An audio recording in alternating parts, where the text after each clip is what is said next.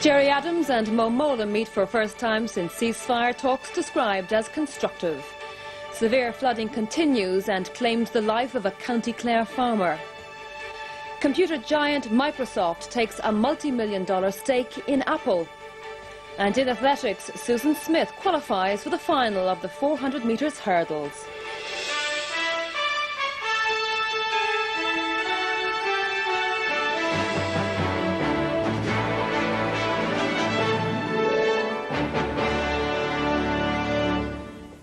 Good evening. The North Secretary of State Mo Mowlam and the Sinn Féin leader Gerry Adams have held their first face-to-face discussion since the IRA ended its previous ceasefire. Both sides described the meeting as businesslike and useful. The Sinn Féin leader told Dr Mowlam that Britain's jurisdiction in Ireland should be ended. Dr Mowlam said so far the British government was satisfied with the IRA ceasefire, and she expressed her belief that inclusive talks were the best way of securing a lasting peace.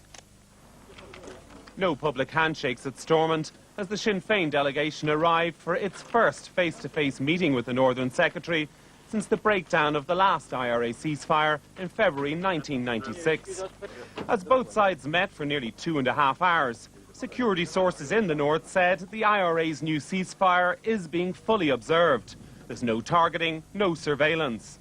It was the absence of such a ceasefire which kept the party out of the talks for so long. Today, Sinn Féin wasted no time putting its position forward. The main item on our agenda was about ending the union, and we put that to them, I think, in a very earnest way, and no Republican or nationalist should be at all concerned what that Sinn Féin put that position.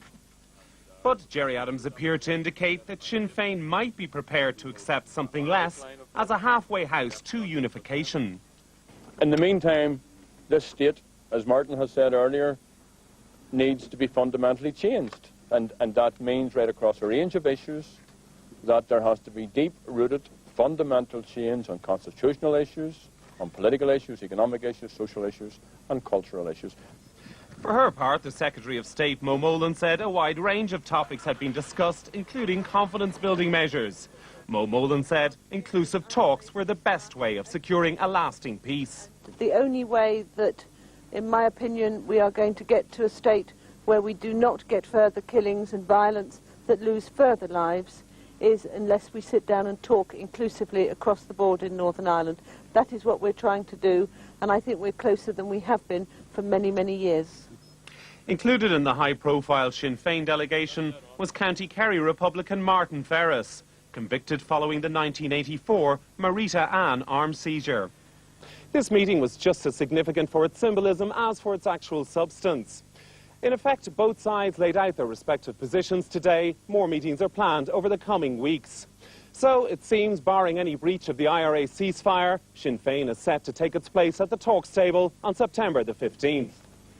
The outlawed Loyalist Volunteer Force has said it was responsible for an attack on a Catholic taximan in Craigavon last night.